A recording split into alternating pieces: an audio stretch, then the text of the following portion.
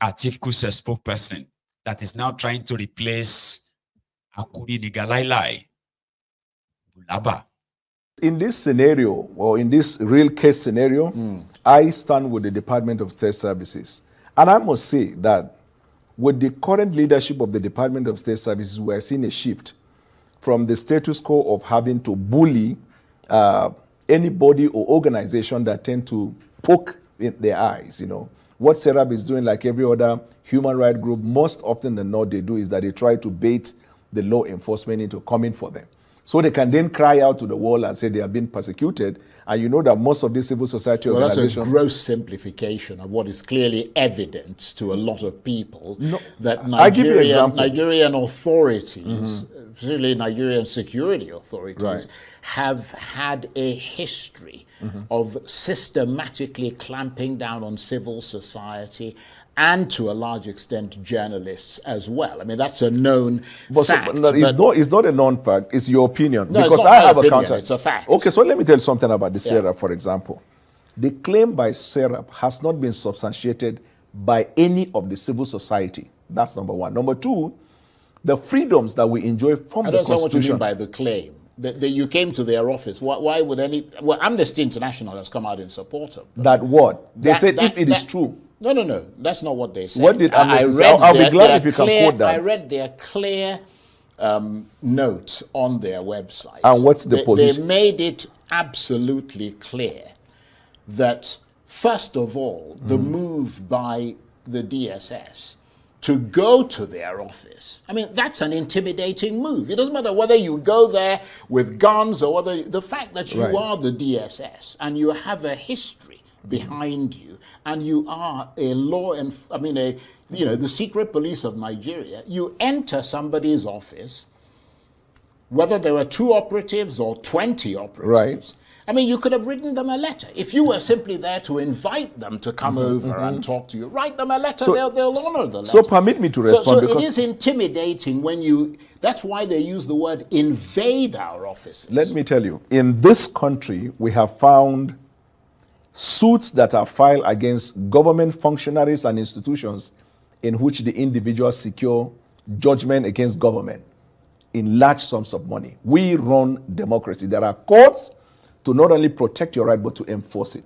If you believe that the law enforcement, not just DSS, anyone, unlawfully invade your territory and carries out an unlawful operation, I mean, you can always go to court. But the case in point is they peddle false allegation in the eyes of the Department of State Services. And my point is, in the past... What is the false allegation? About what they claim the DSS did. Well, they said the DSS... I mean, you're a lawyer. Right. You know that in a court of law, you can use one of the things that is used by an alleged victim is a sense that you're under attack, you're under siege. That's what duress is about. Right. You see what I mean? So if somebody is... So what does the law say if I'm about... in my office and I'm a legitimate citizen sitting in my office and the DSS suddenly turns up at my office to say to me, without warning, without anything to say, we've come to get you to come and, speak to us and answer to whatever it is we want to answer to you. Don't you think that's intimidating? So, no. Let me tell you the difference. So, every law enforcement, you must look at them and juxtapose their functions and operations and rank it in pari passu with the enabling law establishing them. This is a secret service. It's an intelligence organization.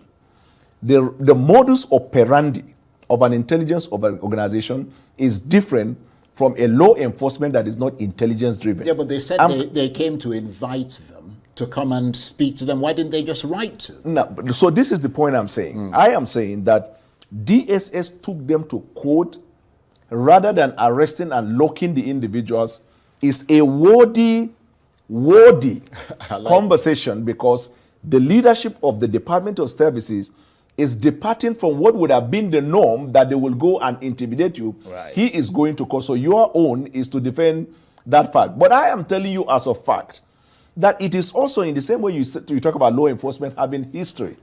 Also, some of these non-governmental organizations have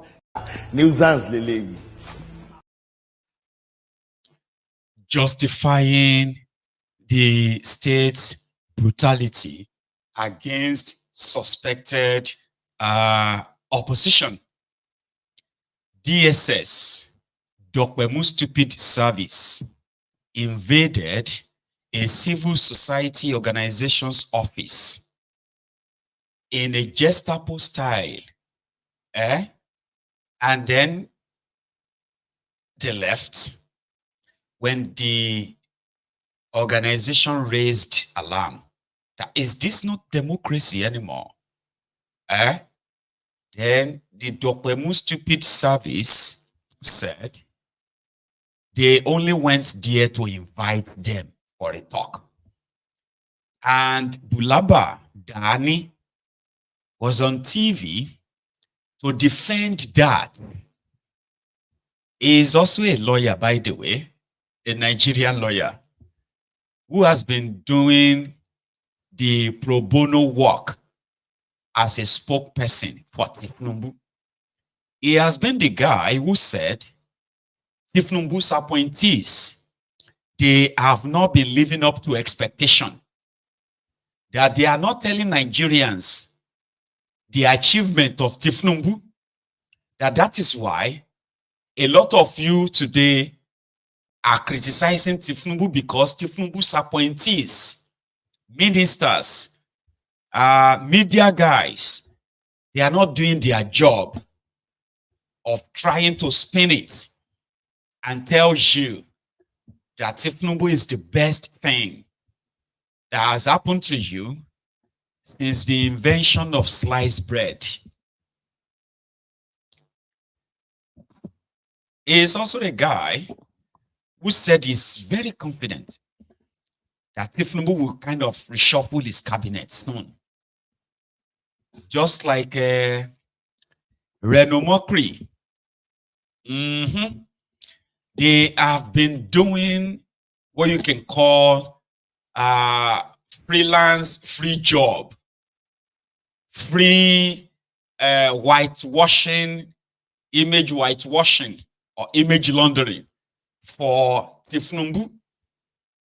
They have been attacking and abusing everybody that they considered as a critic of Tinubu. The only thing left is that they have not been officially engaged.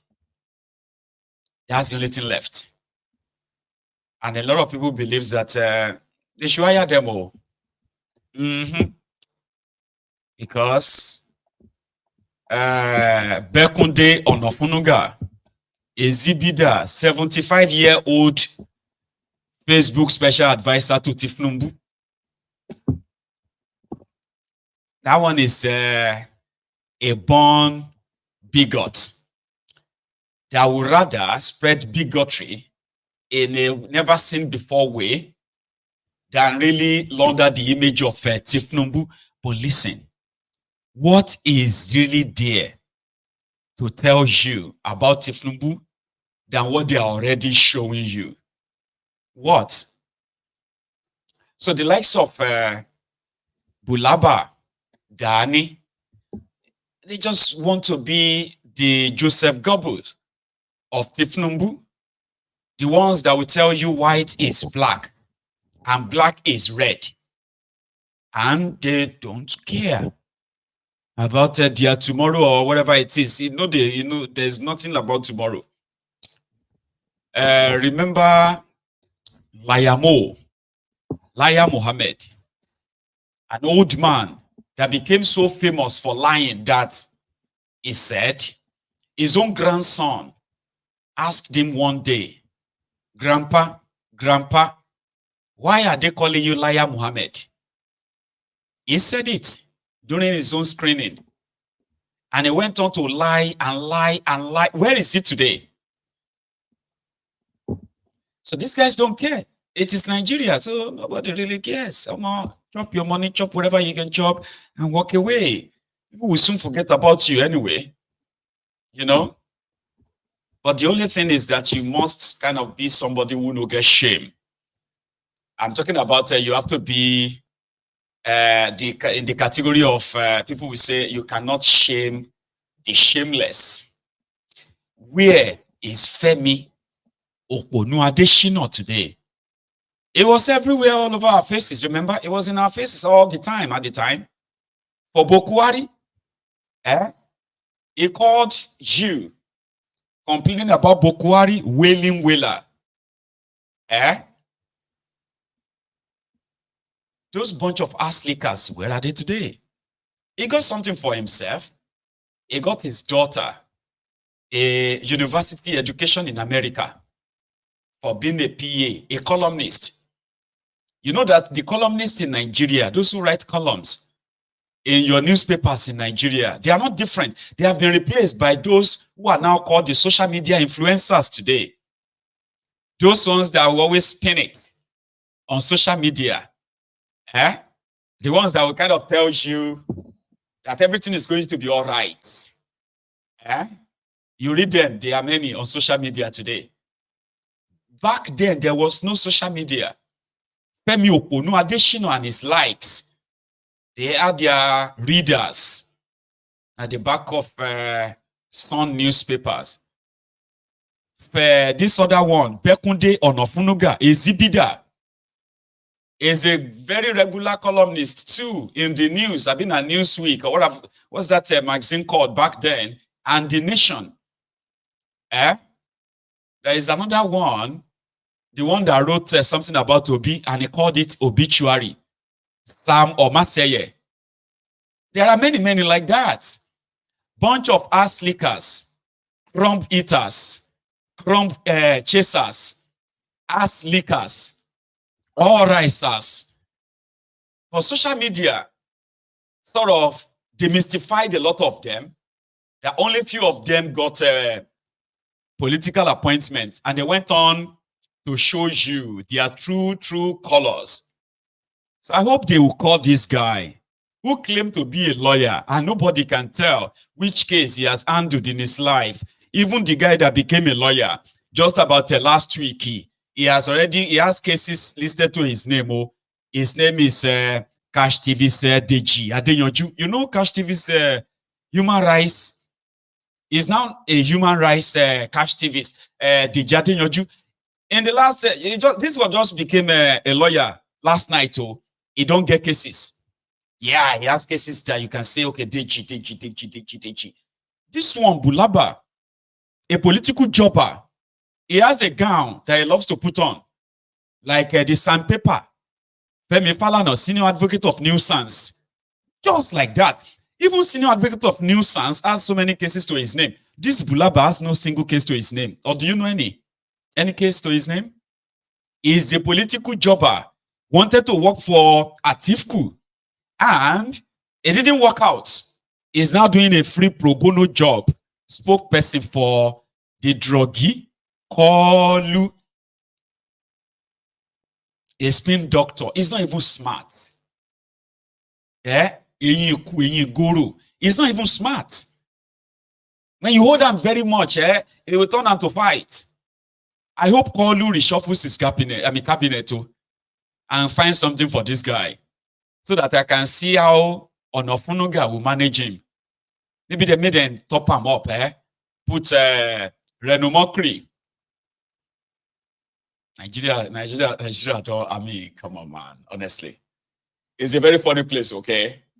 So the presidential panel that said that Bobrisky actually slept in prison. I have seen their faces now. I'll show you their faces. It's just that we don't know why they arrested him at the border. Okay? Because if he's done nothing wrong, why is he being held right now and locked up? Why is Bobrisky being held? So this guy said that Bobrisky is a woman. And they have evidence to that. So in their own words, please listen. Situation when Bobrisky was brought here, while you were in charge. My name is MB Anogwan, Deputy Controller of Corrections, and the officer in charge medium at the time Bobrisky was brought here. On the 12th of April 2024, Bobrisky was brought here about 10:30 p.m. So as about that time, we cannot do the necessary documentations So knowing his history as to whether he is a male or female, we decided to take a proactive action and to be security conscious. So I directed that he be given a single cell in the P ward, which is a privileged cell. So, and he was taken to P ward in 2 here, where we are. Now the next day, which was the 13th when we did the admission, he was taken to the medical. The doctor, Dr. Ifama Palova, and the matron examined him and came out to say that he has a male organ. And that aside, that I'm the one that's taking maximum. Thank you, sir. I want you to tell us his condition when he was here, how he fared according to how the rules of keeping inmates here safely should be observed. Thank you, sir. My name is Adeyemi Olubenga, ASC Bwala. That particular day, we brought Bobrisky to this place. Many people did not know him before, but according to our job, we need to do the research to confirm the situation of him, maybe it's a male or female. And then as people are hearing the news that it's a female, it's a male, that's why for the safety of him, that's why he was brought to this particular situation when you get. So that's the presidential panel talking to the prison guys who handled Bobrisky. Story long, sha. And one of the things that is more surprising to a lot of people is the fact that when Bobrisky came out of prison, he was looking plumb, fresh, clean. He was clean under this, okay? This one is like a rough one. But do you remember Farouk Lawan? That guy that took bribe, $3 million bribe from Otedola on top of fuel subsidy scam. Somebody did go to jail for fuel subsidy scam, but it wasn't the oil marketers. Otedola is still being rated as one of the richest people in Nigeria now. A friend of Dangote. The other one that owns Aiding Oil, Dubious Dapo of Ogun State, is a governor in Ogun State, second-time governor in Ogun State now. But a man that collected bribe from Otedola to bury the case of the House of Representatives investigating the fuel subsidy under Jonathan at the time, he was convicted, sentenced to 5 years in prison. Take a look at this picture. This was him before and after. Now, this one, I am convinced that this guy actually went to jail. 5 years. Babasi Farouk, this guy was one of those that, you know, when you say the superstars of Fourth Republic. Is that what you call this republic now? Fourth Republic, Abi? When Obasanjo is from Kano. He was one of those sharp mind, young lawmakers, you know. Then he just fell by the roadside. He collected bribe. He demanded for $3 million. Otedola gave him about $1 million cash like that. He was putting the money in his heart. He was putting the money in his barbaric and the rest of that. So Otedola set him up. And that was what a judge used in sentencing him.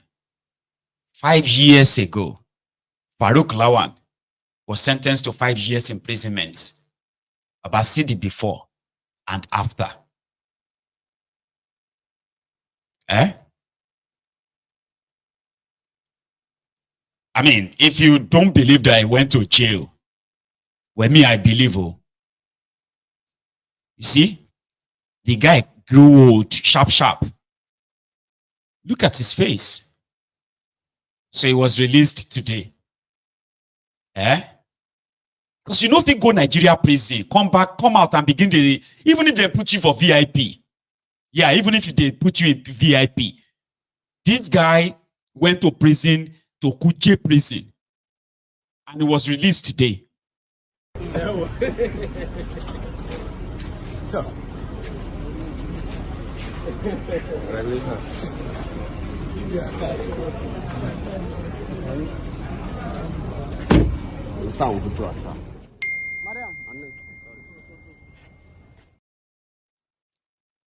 Baba, no be makeup, oh. In case if some of you are thinking maybe he just put on a makeup. This one no be makeup, oh. Eh? And that's what people are saying that you know if you go Nigeria prison, Baba Gbagbe were. You know if you go Nigeria prison, when you come back, make we know that you just come out of prison. Gbagbe, even if you did VIP. Eh? Some of you will say, oh, maybe he didn't go prison. Baba, this is your evidence. On the left is Farouk Lawan before prison. On the right is Farouk Lawan after prison. He was a Federal House of Representatives member, a lawmaker. So we just want to know if Bobrisky did go to prison. I'm not saying Bobrisky should come back and begin to look like an old woman, an old man, no. But people questioning that, if he went or not, they just need an answer. And if you think it's a distraction, you may be right. It is a worthy distraction. Put it that way. That reminds me of this guy. 17 months ago. Do you know where this guy is right now? Public service announcement. Today is the last day that Buhari is our president. Thank God. We survive. Aside the fact that today we have to do special Thanksgiving. We still have to pray. Hey! When Jonathan became our president, we were missing Yaradua. When Buhari became president, we were missing Jonathan. God, I use God and beg you. Please. Use God to beg God. Please. Don't let us miss Buhari. Please, I beg. Use God to beg God. God, I use God to beg you. May we not miss Buhari, please. Please, I beg. Please. Please.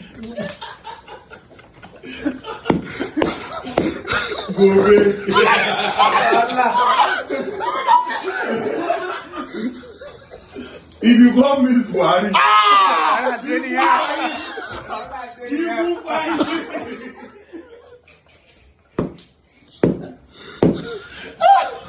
Jésù Olúwa wa. Our market. May this Tinubu's government favor me and my family. I don't hear him again. I don't know. Do you see here that? May this government favor me and my family. I don't hear him again. Now, what they are saying is that are you trying to mock us?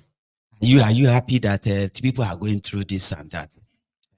Instead of all of us to come together and face this our leaders, say